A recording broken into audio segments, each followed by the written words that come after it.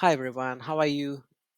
So today we'll try to understand how we can create an API key in a Workfront environment and how we can use this key to call a Workfront API. It's very simple, so let's go through that.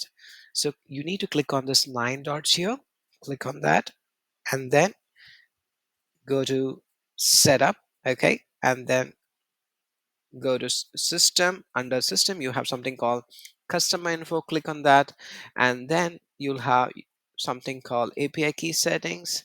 So here you can set the expiration date of your API key. I'll select as none. Okay, I don't want this API key to expire, so I'll select as none. Okay, and then I'll just simply say generate API key here. If you click on this, your API key will be generated here. And then you can copy this API key and then you can go to your Postman and then copy paste your API URL, the Workfront API URL here. So I've just used this API URL, which is actually searching for project where ID equal to so and so. Okay. And then under authentication or authorization, select auth type equal to API key. Okay, key should be API key, K in caps. Value, just type the value of the API key that we just generated and just say add to header. Okay, that's the only thing that you need to do. And then if you click on send, this API will be called with API key authentication.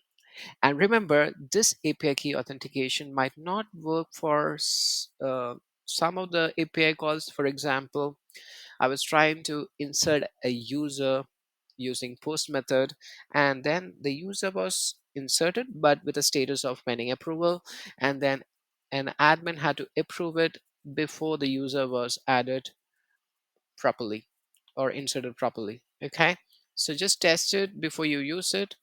um, and I think this will be super helpful for you. Thank you so much.